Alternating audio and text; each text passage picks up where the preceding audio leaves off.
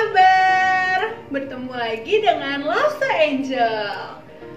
Walaupun sekarang kita hanya bisa bertemu secara online, Lausa harap kita tetap bahagia ya. Sekarang Lausa mau ajak kita semua untuk bangkit berdiri. Lausa mau ajak kita menyanyikan pujian hari ini kurasa bahagia. Ikutin gerakan Lausa ya.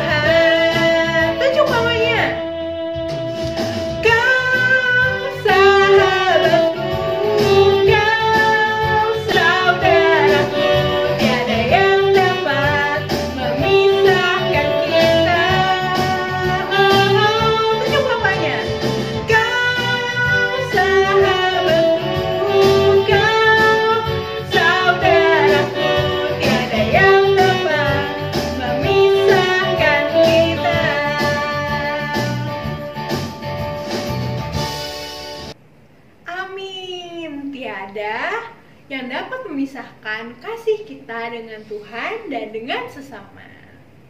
Sekarang Lausa mau ajak kita semua untuk duduk. Kita lipat tangan, tutup mata, kita berdoa. Selamat pagi Tuhan Yesus. Terima kasih Engkau telah membangunkan kami. Engkau telah memberikan kami berkat yang baru pada pagi hari ini. Ya Bapa, kami ingin mengikuti ibadah ini. Biarlah Engkau yang memberkati ibadah kami dari awal, pertengahan, hingga akhirnya. Terima kasih Tuhan Yesus, dalam nama-Mu kami telah berdoa dan mengucap syukur. Amin. Ngomong-ngomong adik-adik, kalian tahu nggak? Bulan depan kita akan merayakan apa ya? Apa? Natal? Itu masih lama. Apa ya? Benar, kita akan merayakan Paskah. Hari Paskah itu adalah hari kebangkitan Tuhan kita. Hari yang menjadi bukti bahwa Tuhan Yesus sangat sayang sama kita. Sekarang Lausa mau ajak kita untuk tetap bangkit berdiri untuk menyanyikan lagu ini. Dia lahir untuk kami. Ikutin gerakan Lausa ya.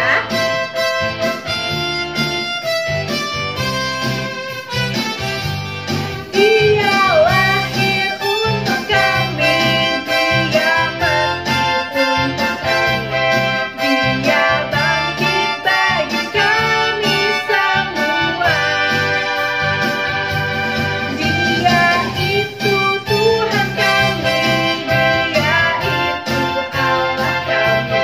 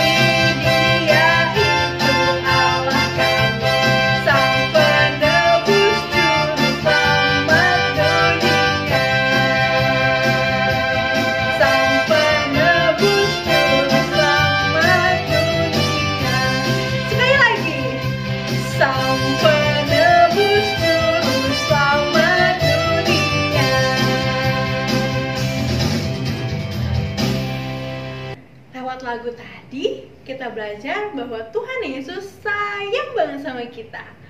Sekarang, sebelum kita mendengarkan firman Tuhan, Lause mau ajak kita untuk tetap bangkit berdiri, dan kita akan menaikkan pujian firman Tuhan ada di hatiku.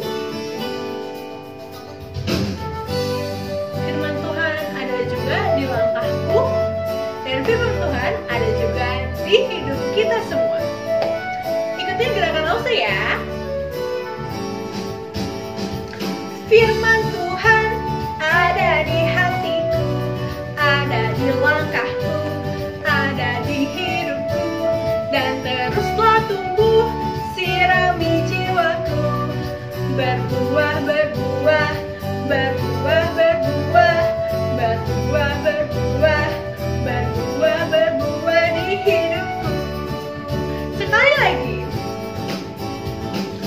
Firman Tuhan ada di hatiku, ada di langkahku, ada di hidupku, dan teruslah tumbuh, sirami jiwaku, berbuah, berbuah, berbuah, berbuah, berbuah, berbuah, berbuah, berbuah di hidupku.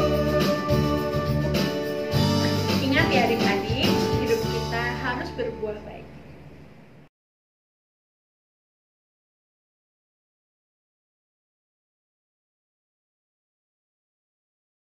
Selamat pagi anak-anak.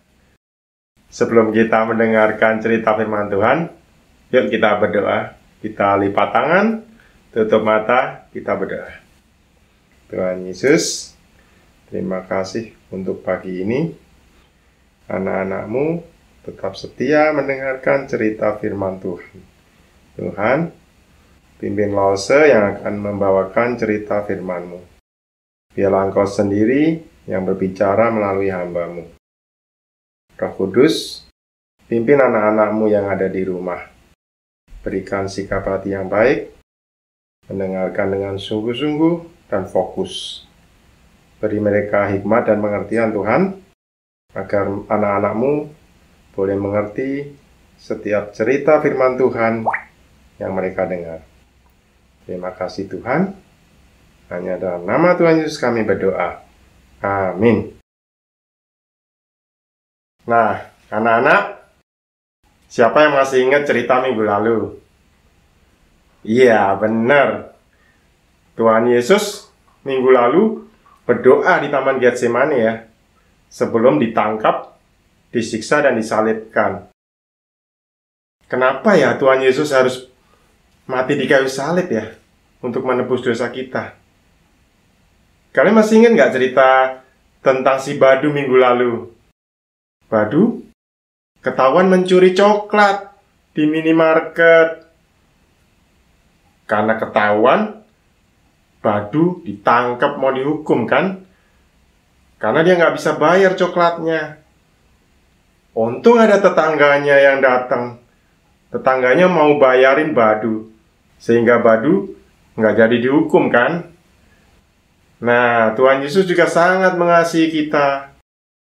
Kita yang harusnya dihukum karena dosa-dosa kita, tapi Tuhan rela mati buat kita, karena Dia sangat mengasihi kita.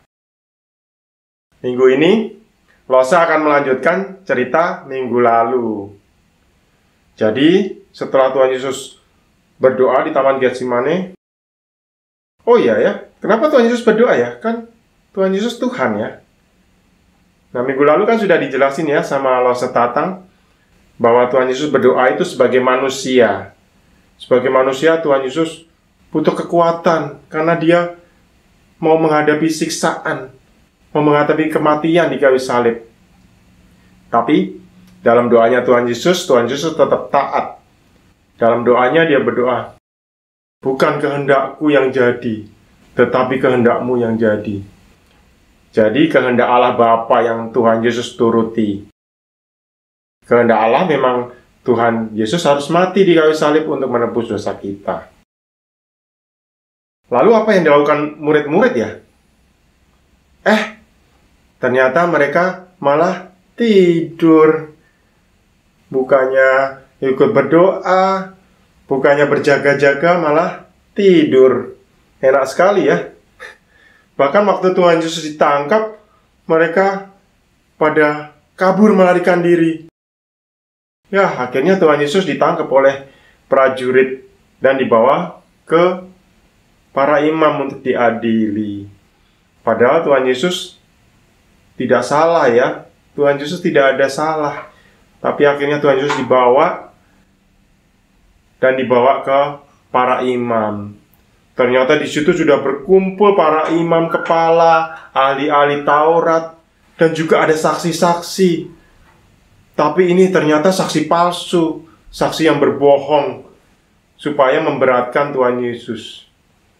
Bahkan di situ banyak orang, ada yang meludahi Tuhan Yesus, ada yang memukuli Tuhan Yesus. Murid-murid Tuhan kemana ya? Nggak ada semua, pada kabur. Bahkan Petrus menyangkal 3 kali, nggak mengakui Tuhan Yesus sampai 3 kali. Akhirnya para imam sepakat mau menghukum mati Tuhan Yesus. Tapi waktu itu Yahudi sedang dijajah oleh bangsa Romawi. Jadi bangsa Yahudi nggak boleh memberikan hukuman mati tanpa sepengetahuan orang Romawi.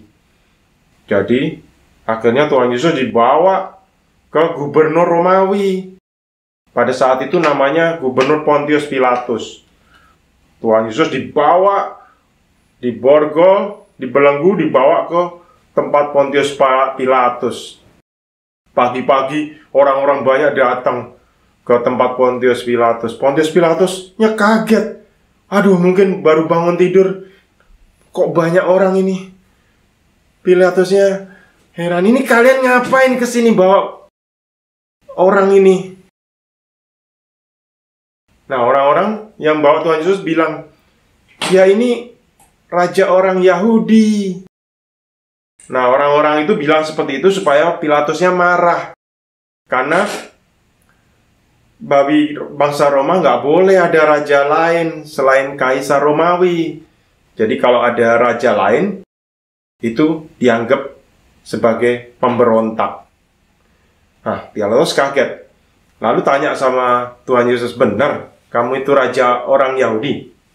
Nah, Yesus menjawab, engkau sendiri yang mengatakannya.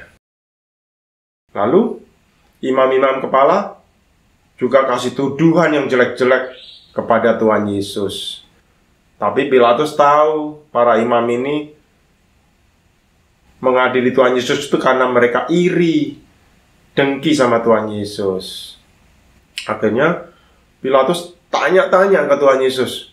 Tapi Pilatus gak menjumpai sesuatu yang salah sama Tuhan Yesus. Karena memang Tuhan Yesus gak ada salah. Cuman difitnah aja sama para imam. Akhirnya Pilatus kasih 2 pilihan. Ayo, kalian mau bebaskan Yesus ini atau penjahat? Pilatus ngeluarin satu penjahat namanya Barabas. Dia itu penjahatnya jahat banget.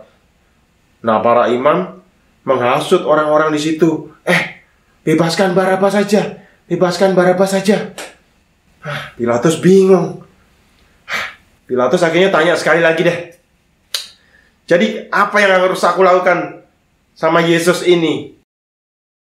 Nah, orang-orang di situ berteriak, salibkan dia, salibkan dia. Aduh, Pilatus tambah semakin bingung deh. Emang orang ini sejahat apa sih sampai kalian mau bunuh dia? Orang-orang di situ tambah teriak lebih keras lagi, salibkan dia, salibkan dia. Aduh, Pilatus takut juga ya, karena banyak orang yang marah. Pilatus takut mereka memberontak semua. Orang-orang Yahudi banyak menggeruduk rumahnya, takut memberontak. Akhirnya Pilatus panggil prajurit. Udah, tangkap ini orang, Yesus ini. Cambuk, siksa. Nah, akhirnya Tuhan Yesus dicambuk, disiksa, dan akhirnya disalib. Nah, pagi-pagi hari itu juga Tuhan Yesus dibawa keluar kota Yerusalem, dibawa ke bukit Golgota. Di bukit Golgota memang tempatnya para penjahat itu disalib. Perjalanannya dari kota Yerusalem ke bukit Golgota itu sangat jauh. Udah gitu Tuhan Yesus harus bawa salibnya sendiri. Aduh, berat sekali salib. Udah gitu dahinya berdarah karena dipakein mahkota duri. Tubuhnya sakit karena habis dicambuk oleh prajurit tadi. Di belakang Tuhan Yesus juga ada dua orang penjahat. Penjahat itu juga mau disalib bersama-sama dengan Tuhan Yesus.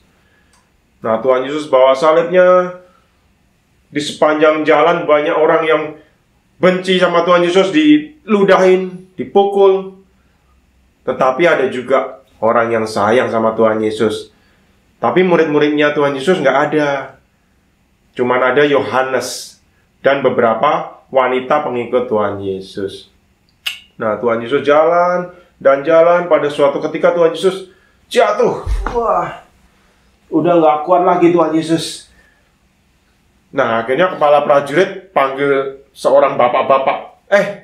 Kamu, tolong bantu angkatin salibnya orang ini, Yesus ini.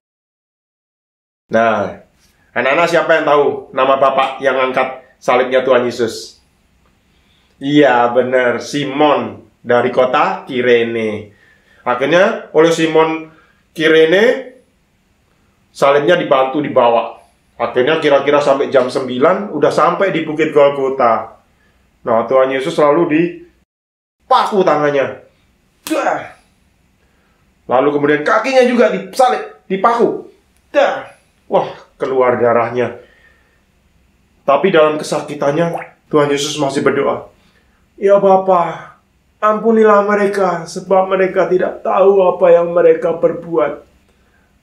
Iya, prajurit yang menyalibkan Tuhan Yesus itu nggak tahu bahwa Tuhan Yesus itu tidak bersalah. Tuhan Yesus difitnah untuk disalibkan. Dan di atas kepala Tuhan Yesus digantung papan. Dalam bahasa Romawi yang artinya, inilah Yesus, Raja orang Yahudi. Akhirnya sudah dipaku. Akhirnya kayu salibnya diangkat, diberdiriin, dimasukin ke lubang supaya bisa berdiri salibnya. Nah, banyak orang-orang menunggu di bawah kayu salib Tuhan Yesus. Ada yang sedih, ada yang menangis. Tapi ternyata ada loh yang mengolok-olok dia. Ayo selamatkan dirimu, turun dari salibmu. Para imam juga ikut mengolok-olok. Orang lain bisa diselamatkan, tapi dirinya sendiri nggak bisa ia selamatkan. Ayo, katanya kamu Mesias, ayo turun supaya kita bisa lihat dan percaya. Nah, para imam nggak percaya sama Tuhan Yesus. Mereka nggak mengerti bahwa Tuhan Yesus disalib karena ia rela, karena ia kasih, supaya mereka semua diselamatkan. Tuhan Yesus nggak mau menyelamatkan dirinya, walaupun bisa aja Tuhan Yesus tinggal panggil malaikat, tolong aku. Tapi Tuhan Yesus nggak mau. Bahkan salah satu penjahat yang ikut disalib sama Tuhan Yesus mengolok-olok juga. Tapi penjahat yang satunya menegur temannya. Kamu itu nggak takut sama Allah ya? Kita ini dihukum karena kita ini memang jahat. Tapi Yesus ini, dia tidak pernah berbuat salah. Lalu dia juga bilang kepada Tuhan Yesus, Yesus, ingatlah aku apabila engkau datang kembali sebagai Raja. Tuhan Yesus jawab, aku berkata kepadamu, hari ini juga engkau akan berada bersama dengan aku di dalam Firdaus. Wow! Tuhan Yesus menyelamatkan penjahat yang satunya karena penjahat itu mau bertobat. Nah, matahari sudah sangat panas. Sudah kira-kira jam 12. Matahari sudah di atas, tepat di atas. Tapi tiba-tiba semua orang kaget. Karena matahari tiba-tiba tidak bersinar. Seluruh negeri jadi gelap. Selama 3 jam. Jadi orang nggak bisa lihat selama 3 jam. Kejadian ini belum pernah terjadi sebelumnya. Jadi banyak orang yang takut. Banyak orang ketakutan. Tapi pengikut Tuhan Yesus tetap setia menunggu di bawah kayu salib Tuhan Yesus. Sesudah 3 jam, Tuhan Yesus berkata, Elohi, Elohi lama sabachthani, yang artinya, Allahku, Allahku, mengapa engkau meninggalkan aku? Waktu itu Tuhan Yesus merasakan dosa seluruh umat manusia yang harus ia tanggung. Terlalu berat bagi dia, karena dia harus menanggung semua dosa umat manusia. Akhirnya Tuhan Yesus berseru sekali lagi dan berdoa, "Ya Bapa, ke dalam tangan-Mu kuserahkan nyawaku." Nah, setelah berkata demikian, tahu nggak anak-anak apa yang terjadi? Terjadi gempa bumi yang sangat dahsyat. Kepala pasukan yang ada di situ takut. Wah, sungguh orang ini adalah anak Allah. Bahkan gempa bumi tadi mengakibatkan tabir bait suci yang di Yerusalem terbelah dua dari atas sampai ke bawah. Tabir itu seperti korden, seperti tirai yang menutup ruang maha kudusnya bait Allah. Kalau zaman dulu orang Yahudi kalau mau berdoa, mereka nggak boleh berdoa sendiri. Mereka harus berdoa melalui para imam. Nah, jadi dengan terbelahnya tirai ini, artinya mulai sekarang, sejak Tuhan Yesus disalib, kita sendiri bisa berdoa. Kita sendiri bisa berbicara, ngobrol dengan Tuhan secara langsung. Nggak perlu lagi perantara para imam. Nggak perlu lagi pendeta untuk berdoa bagi kita. Nggak perlu lose untuk bantu kalian berdoa. Nggak perlu papa mama juga untuk bantu kalian berdoa. Jadi kalian sendiri bisa berdoa untuk setiap masalah, setiap ketakutan, kekhawatiran, dan segala masalah apapun kalian bisa doakan. Tuhan pasti jawab doa kalian. Sementara itu, hari sudah mulai malam. Ada seorang bernama Yusuf, orang Arimatea. Nah, dia datang ke Pilatus. Dia meminta kepada Pilatus supaya dia bisa menguburkan mayat Tuhan Yesus. Tapi Pilatus kan belum tahu apa-apa. Akhirnya Pilatus panggil kepala pasukan. "Kepala pasukan, sini kamu." Pilatus lalu tanya, "Apa benar Yesus sudah mati?" Nah, kepala pasukannya menjawab, "Iya, betul, Tuhan Yesus sudah mati. Saya menyaksikan dengan mata kepala saya sendiri. Dan benar, ya itu tadi anak Allah. Tadi ada gempa besar waktu dia meninggal." Akhirnya setelah Pilatus mendengarkan dari kepala pasukan tadi, dia mengizinkan Yusuf Arimatea untuk mengambil mayat Yesus. Akhirnya Yusuf membeli kain lenan, kemudian dia menurunkan mayat Tuhan Yesus dan membungkusnya dengan kain lenan.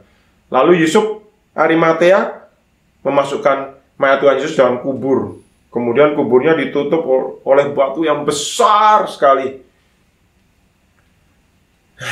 Sedih ya anak-anak, cerita Lause minggu ini ya.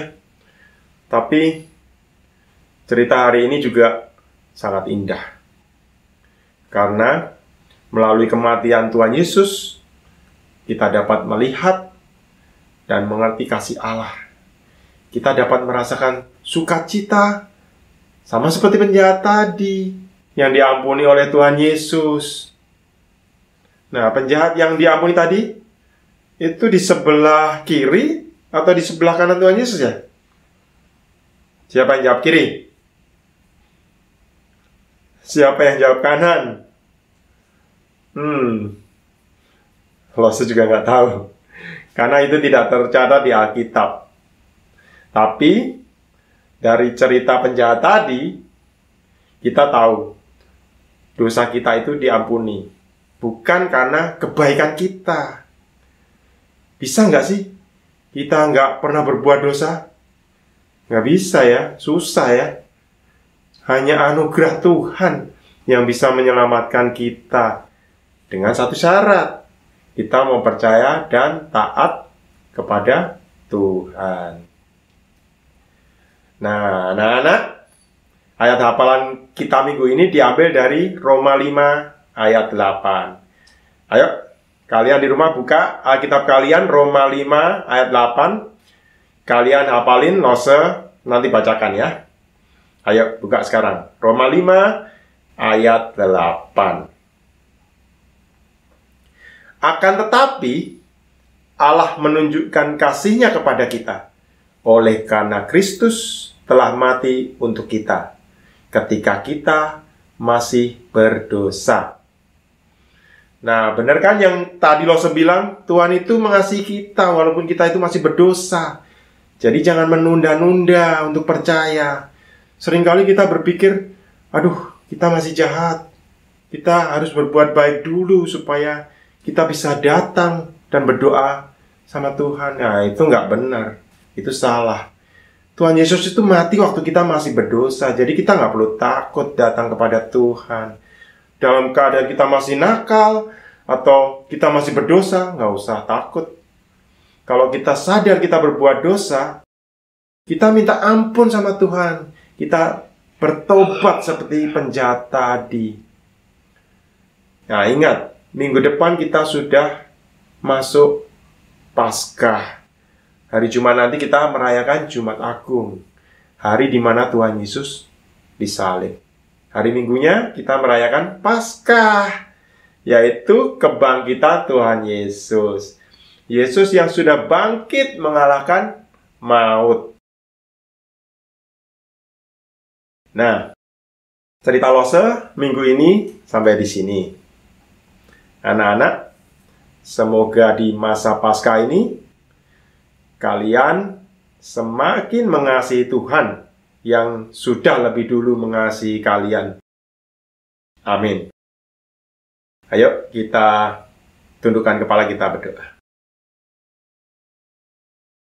Tuhan Yesus, kami sungguh bersyukur karena Engkau sangat mengasihi kami. Terima kasih untuk pengorbanan-Mu di kayu salib, sehingga kami boleh diselamatkan dari hukuman dosa. Kami mau tetap setia mengikut Tuhan dari sekarang sampai akhir nanti. Dan kami juga mau menjadi saksi-Mu agar semakin banyak orang mengenal Engkau dan juga diselamatkan. Sebentar kami akan memasuki Minggu Paskah, Tuhan. Tuhan tolong persiapkan hati kami semua untuk dapat menyambut Jumat Agung dan Paskah dan kembali mengingat cinta kasih Tuhan. Terima kasih Tuhan, hanya di dalam nama Tuhan Yesus kami berdoa. Amin. Sampai jumpa anak-anak. Bye. Sekarang kita akan memberikan persembahan. Disiapkan ya adik-adik uang persembahannya. Sekarang Lause mengajak kita untuk menaikkan pujian Bawa Persembahanmu.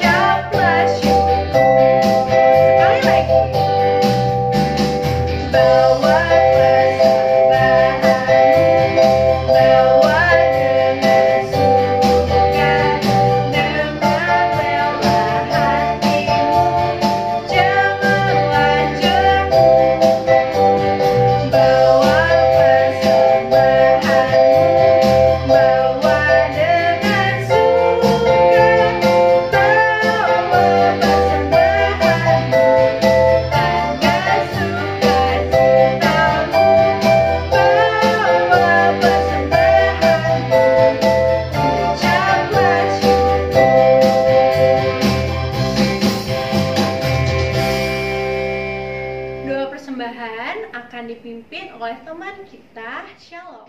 Terus berkati. Kita mau berdoa. Sembahan kami. Amin. Terima kasih, Shalom. Adik-adik, ingat kan, minggu depan kita merayakan apa? Merayakan Paskah. Di sini ada pengumuman Paskah Sekolah Minggu GKI Cibubur akan dilaksanakan pada tanggal 4 April jam 10 pagi. Jangan lupa ya adik-adik. Sekarang untuk menutup ibadah kita pada pagi hari ini, Lause mengajak kita untuk menyanyikan lagu Bapa Terima Kasih.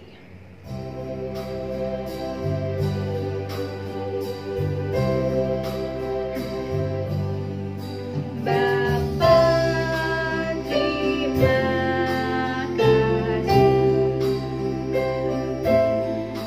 Bapa terima kasih,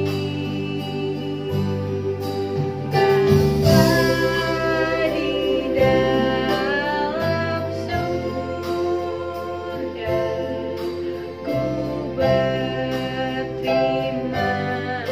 kasih.